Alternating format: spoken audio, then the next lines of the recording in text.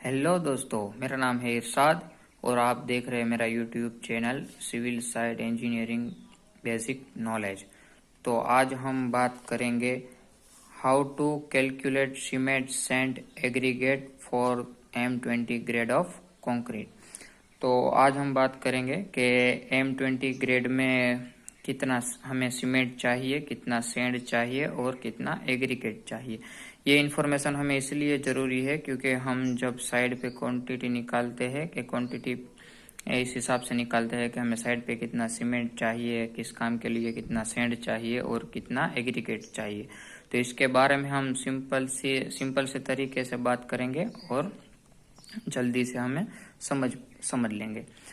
तो अब ये जो हमारा सीमेंट सैंड और एग्रीगेट है उसका जो कैलकुलेशन हमें पता होना चाहिए। तो सबसे पहले है material calculation of M20 grade of concrete.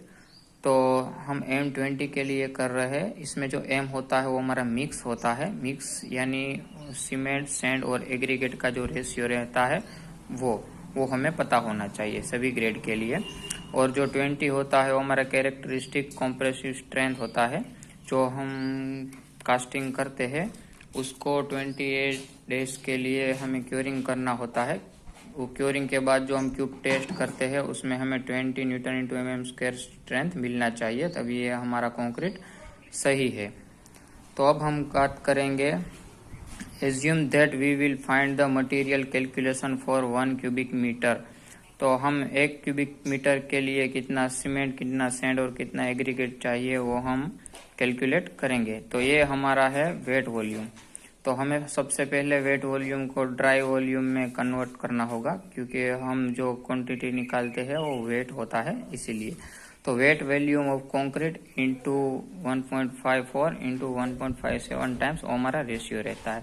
तो जो हमारा 1 cm है क्यूबिक मीटर, इसको हम 1.57 से मल्टीप्लाई करेंगे तो हमारा रिजल्ट आएगा 1.57 क्यूबिक मीटर। जो ये 1.57 क्यूबिक मीटर है ये वो हमारा ड्राई वॉल्यूम है।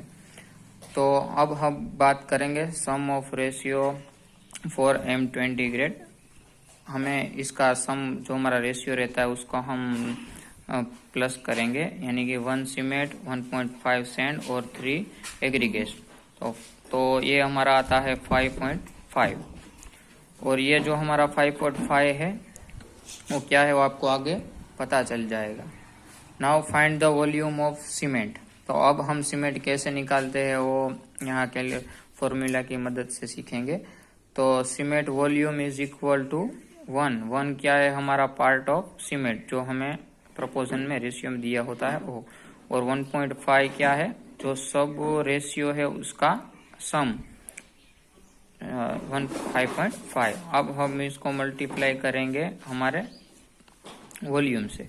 तो हमें क्या जो क्वांटिटी मिलेगी वो आएगी हमारा सीमेंट क्यूबिक मीटर में।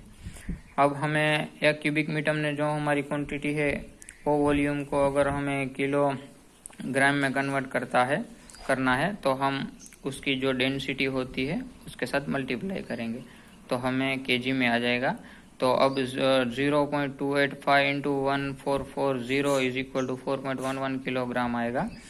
तो अब नंबर ऑफ बैग में हमें इसको क्वांटिटी चाहिए तो एस की केजी को हमें 15 से डिवाइड करना पड़ेगा क्योंकि हमारा पर बैग आता है वो 15 केजी का आता है। इसके हिसाब से हमारा बैग हुआ सीमेंट का 8। अब हम बात करेंगे वॉल्यूम ऑफ सैंड। तो जो वॉल्यूम ऑफ सैंड होता है वो भी हम उसी तरह से निकालते हैं जैसे कि 1.5 हमारा रेशियो के अंदर जो सैंड होता है उसका प्रोपोर्शन होता है और 5.5 है वो हमारा टोटल रेशियो का सम होता है। इनटू क्वांटिटी हम करेंगे 1.57 तो हमारा आएगा is equal to 0.471 cubic metre. ये हमारा हो गया सैंड का क्वांटिटी। अब हम निकालेंगे एग्रीगेट्स की क्वांटिटी। तो एग्रीगेट्स की क्वांटिटी के लिए वही तरीका है जैसे कि aggregate volume is equal to 3, जो रेशियो में हमारा 3 एग्रीगेट्स रहता है पार्ट, उसको हम डिवाइड करेंगे सम ऑफ टोटल रेशियो से। तो उसके साथ मल्टीप्लाई करेंगे हमारा ड्राई वेट। तो हमें क्या मिलेगा, जो क्वांटिटी मिलेगी 0.856 वो हमारा क्या हो गया, एग्रीगेट क्वांटिटी।